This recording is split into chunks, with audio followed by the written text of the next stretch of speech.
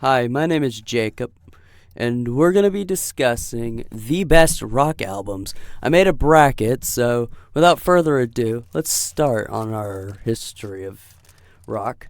The first album I picked was Toxicity by System of a Down. I put it against Blizzard of Oz by Ozzy Osbourne. I picked Toxicity. In terms of songs, I knew Blizzard won. Prior to listening to the full Blizzard of Oz album, I already knew half the songs. Crazy Train, I Don't Know, The Solution song, and Mr. Crowley. The rest of the album is good, but the other four songs aren't as memorable as the other songs, which made me give them a 5.7. Meanwhile, Toxicity had 14 songs, so almost double what Blizzard had. Toxicity, I knew 3 songs from the album, but when I listened to the album, I found myself enjoying it. Granted, I've listened to Blizzard of Oz a lot, and I mean the album's really good. There's just some really funny lyrics in Toxicity, the album by itself. For example, in Prison Song, it says they're trying to build a prison 16 different times. And in another line is a song called Needles. My tapeworm tells me what to do. And then pull the tapeworm out of your... I don't know what to add. It's ridiculous, but there's symbolism with it, so... It's good nonetheless. System of a Down and Ozzy Osbourne are very good rock.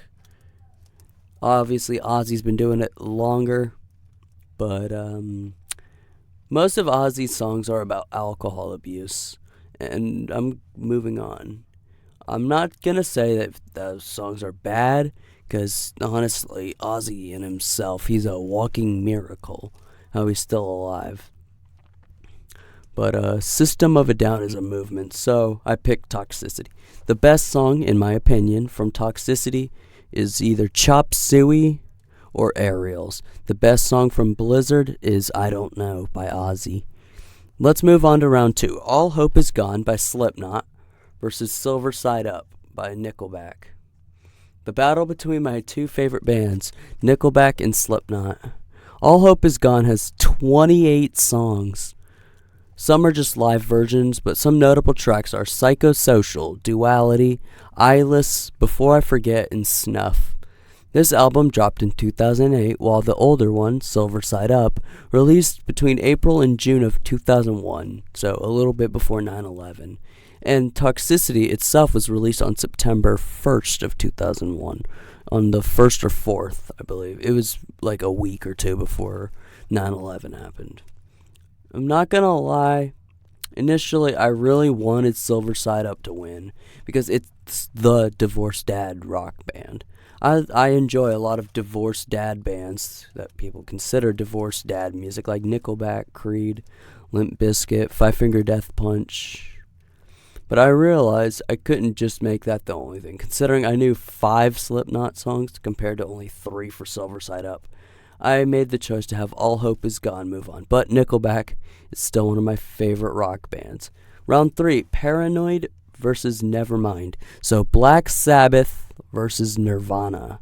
Now, hear me out. What if we ever got I know we can't now, but a Nirvana and Black Sabbath collab? Think about how awesome that would have been if Kurt and Ozzy did a song together. Now I know it can't happen because Kurt Cobain is dead, but still, you can dream. Anyways, some notable songs from Nevermind is Smells Like Teen Spirit, Lithium, Come As You Are, and their extremely controversial song, Polly. All of these songs are simply amazing, but how Kurt did Something in the Way killed the excitement. Now, usually I wouldn't want to listen to sad music. I want to feel energetic when I'm listening to rock. I want to hear guitars screaming at me. And pause. I don't know why that. I don't know. Basically, I want to listen to something that makes me feel like I'm just everything. And rock and roll music is very good workout music. I'll say that. Now, the song Something in the Way is about him being homeless and sleeping under the bridge. I do like songs with sad tones, with more, I guess you could say, depressing songs like Jeremy. There's a lot of songs I like that are not that aren't all sunshine and rainbows and aggressive rock music. I picked Paranoid because I don't like being sad. I like playing loud music. I don't want to turn up to a song that's going to be depressing. I'm not dissing them in any way because, again, Nirvana is a really good band. Dave Grohl works for Foo Fighters, and they're another one of my favorite bands. I should have put them on here, actually. Now, Paranoid is the oldest album on here, being released in September of 1970. So over 55 years ago, we've got Paranoid. Now, this song is good. It's got Iron Man. No, it's not about the superhero. It's about the story of a man who travels to the future, witnesses the apocalypse, and is turned into steel on his return, only to be ridiculed and ultimately bring about the very apocalypse he tried to prevent. That does kind of sound like him, actually, if he were evil. But anyways, Nevermind is a good album. It's got some really good tracks. I personally enjoyed it a lot. But I chose Paranoid, so let's move on to our next round. Round 4, Diary of a Madman versus Chocolate Starfish in the Hot Dog Flavored Water. Diary of a Madman is a really awesome album with songs like Flying High Again, Sado, which is actually a combination of Sharon Osbourne's and Ozzy. I'll have to relook up the story, but I'll put it in the description box. I learned about that recently. I didn't put it on the script for some reason. Believer, Over the Mountain, and the self-titled Diary of a Madman, which is a really good song. This album is one of my favorites, and it would have made my top 5 if it weren't for a really embarrassing story I'm going to share with you now. When I first heard Flying High Again, I watched the music video, so I had no prior context, and when I seen it had Randy Rhoads all over, I assumed, oh, it's about Randy Rhoads, because he got into a plane crash, so Flying High, you could probably see where I was coming from with that. I'd have to make a video trying to explain what I was thinking there. Randy Rhoads died in a plane crash in 1982. So I asked my dad if he knew what the song was about. He gave me the right answer, and I was like, nah, it's about Randy. He told me, no, it's not. It's about something else.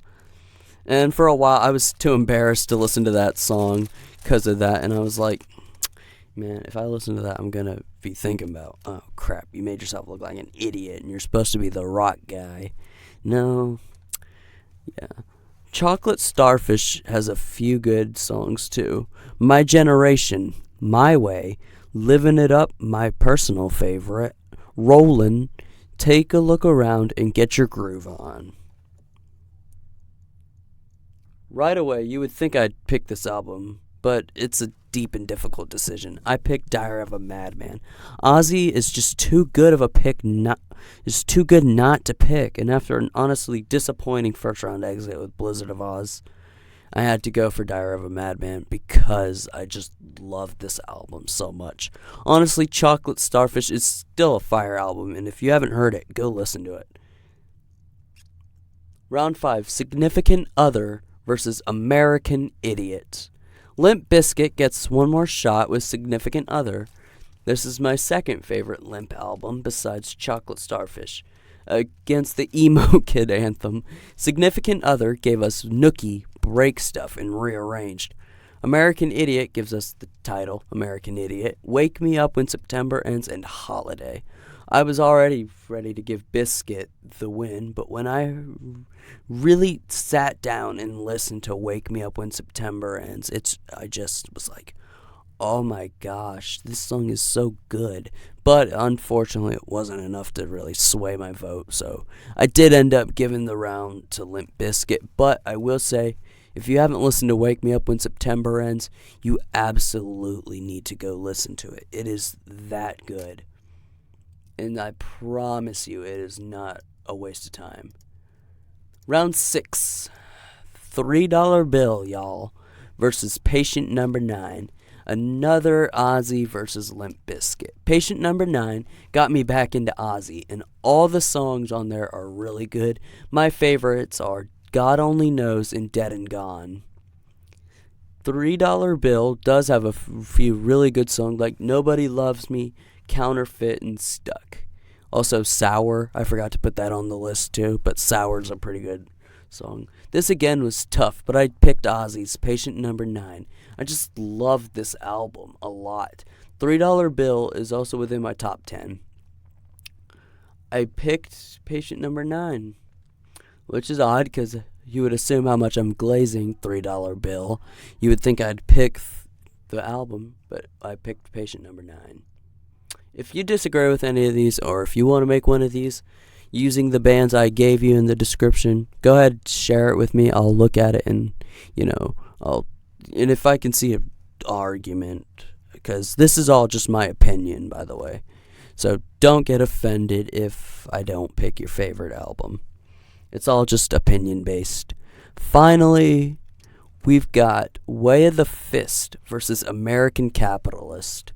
This is a first. 2 albums by the same artist, Five Finger Death Punch. Both albums are insanely good. Ivan Moody has a way with resonating his frustration and hopelessness. In Way of the Fist, the whole album is worth a listen. It has The Bleeding in the Way of the Fist. American Capitalist has The Pride, Under and Over It, and Remember Everything. All are valid songs. I was going to put War's the Answer for this list and do Way of the Fist or American Capitalist versus Way of the War's the Answer.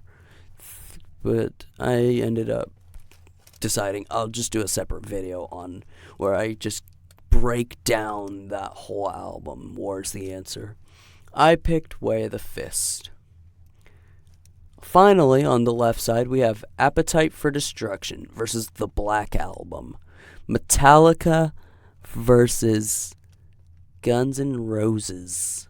Ooh, that's a tough pick. I know it was very tough for me to pick.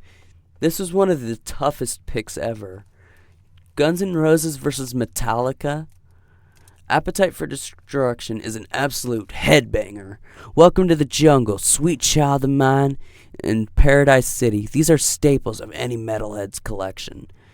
On the other side, you got the Black Album's Enter Sandman, Holier Than Thou, Wherever I May Roam, Sad But True, and Nothing Else Matters. This is one of the toughest choices I made, but in the end, I picked the Black Album. Just simply because Metallica, it's just that good. They are the rock band. And honestly, I feel like I could see an argument where Appetite for Destruction is better, but I just personally enjoyed the Black Album a lot more. Going over to our right side, our first album is The Ultimate Sin versus Hybrid Theory. The Ultimate Sin is yet another album by the GOAT Ozzy Osbourne, so I'm just going to briefly discuss Hybrid Theory. It's got a couple good songs like One Step Closer, Crawlin', and In the End. They're pretty good songs. Unfortunately, Chester Bennington, the lead singer, has passed. But The Ultimate Sin has the title song, Ultimate Sin. Shot in the Dark, those 2 songs are my favorite. This part will be fairly short because I have several albums in here by Ozzy, but we're going to add one more to it. The Ultimate Sin wins. Round 2, Journey's Escape versus Alice in Chains' Dirt album. Journey has a lot of good songs, but the songs specific to this match are Open Arms and Don't Stop Believin'. Dirt's best song, in my opinion, is Wood and Rooster. Escape will escape with this win, because Journey, they're classic music. Now, that's not saying that Alice in Chains is a bad band. I like Man in the Box. Basically, if you give me any kind of Alice in Chains song, I'll listen to it, pretty much. Round 3, Van Halen, the album, versus Back in Black. Both albums are really good, but I think y'all know who I'm picking to win this.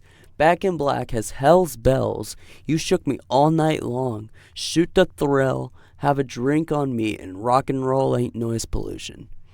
Van Halen has Eruption, Running with the Devil, and that's about it. Back in Black was the first album without their main lead singer, Bon Scott, who died. So Brian Johnson was on Back in Black, and he's good. His voice is just so iconic. Back in Black won it, but Van Halen is still an excellent choice for anyone who wants to listen to rock but doesn't know a good gateway band. Round 4, Razor's Edge versus Use Your Illusion. AC/DC versus Guns N' Roses is yet another good matchup. Razor's Edge gives us Thunderstruck, and Use Your Illusion has Civil War.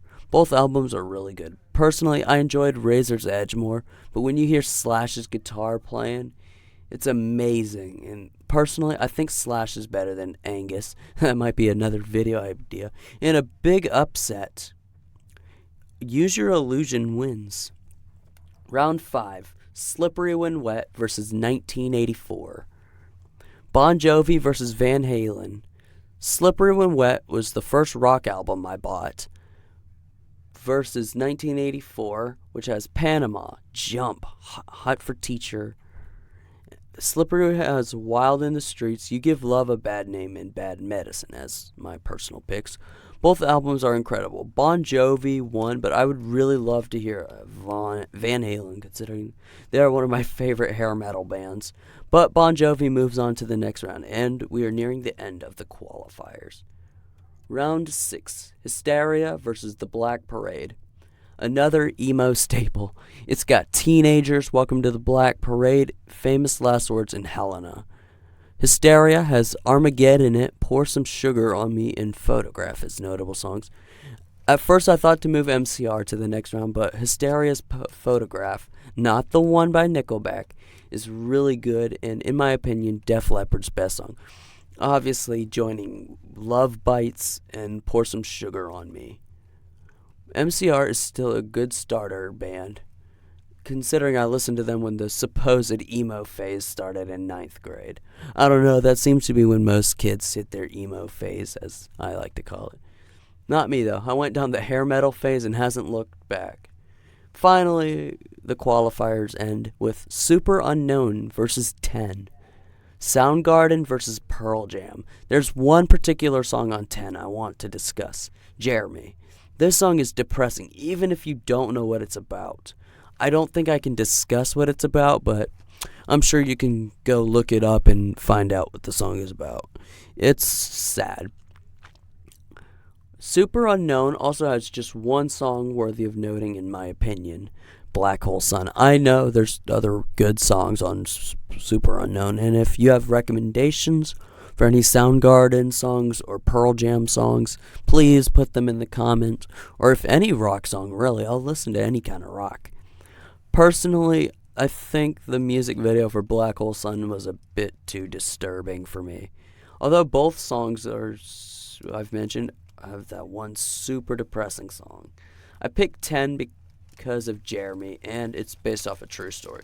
R.I.P. to the lead singer of Soundgarden because he died a while back. I think his name was Chris something. I'll have to look it up. So moving on is Toxicity, All Hope Is Lost, Paranoid, Diary of a Madman, Significant Other, Patient Number 9, Way of the Fist, Black Album, Ultimate Sin, Escape, Back in Black, Use Your Illusion, Slippery When Wet, Hysteria, and Super Unknown. Round 1 of the Sweet 16, Toxicity versus All Hope Is Lost. I've explained the albums already, so let's just talk about who's objectively a better nu metal band. I know System is also considered prog rock, but Slip's All Hope Is Gone does have more songs that I knew. 7 out of 22 songs compared to 7 out of 12 for Toxicity. So although I've been a lot I've been a fan of System of a Down longer than Slipknot. I picked Toxicity to move on. Diary of a Madman versus Paranoid is our round 2. Technically, this is the other instance where we'll have two artists compete against our own albums. The other round 1 was Way of the Fist and American Capitalist. Ozzy was in both Paranoid, 1970, and Diary of a Madman, 1982. But he was kicked out of Black Sabbath in 1979 due to substance abuse. So either way, Ozzy was going to have an album in the Elite 8. Diary of a Madman in itself is a really good album. I enjoy Flying High Again, Believer, Over the Mountain, and Diary of a Madman. Diary of a Madman in itself, it's a little too long. It's over 6 minutes long, but I have another favorite song called No More Tears. That's 7 minutes and 23 seconds, so I'm not going to complain about time. Paranoid felt innovative for its time. I mean, imagine you're in September of 1970 and you hear the iconic start of Paranoid, and then you hear Ozzy's incredible voice. It's amazing, but I have Diary of a Madman moving on because of one event, the death of Randy Rhoads. I already mentioned the story of Flying High Again, and I'm not going to again. Randy died in a plane crash in 1982. Diary of a Madman would release in November, while Randy died in March. So Diary of a Madman advances. Significant Other versus Patient Number 9. Yet another matchup between Ozzy and Limp Bizkit. It's almost like they're my favorite bands. Anyways, Patient Number 9 is the newer album, released in 2022. Ozzy said he might work on a new album, which, by the way, I would absolutely love, but his health may cause problems with that, so I think I can stick with the 55 plus years of discography. Anyways, Limp Bizkit has some good songs. Nookie and Break Stuff are amazing. And the feature list on Break Stuff is Eminem, Dr. Dre, Snoop Dogg, Jonathan Davis of Korn, M's daughter, and Tony Hawk's son Riley. But these can't touch the features on Patient Number 9. You got former bandmate Tony Iommi on No Escape From Now and Degradation Rules, Zakk Wylde on Parasite, Nothing Feels Right, Mr. Darkness, and Evil Shuffle, the Yardbirds' own Jeff Beck, Patient Number 9, and 1,000 Shades, and you even got Pearl Jam coming back here. Here we got Mike McCready on Immortal, and finally Eric Clapton on One of Those Days. Unfortunately, at the time, I really wanted Patient Number 9 to win, but I had so many other Ozzy albums on here. Ultimate Sin, Diary of a Madman, Paranoid, so I picked Significant Other, giving Limp Bizkit its first Elite 8 advancement, but honestly, I honestly might put Patient Number 9 in anyway for a rematch. Round 3, Way of the Fist versus Black Album. Yeah, no, Way of the Fist has no shot against Black Album, so the Black Album wins. If War's the answer, I would really have to think, because War's the Answer is my favorite, one of my favorite albums ever.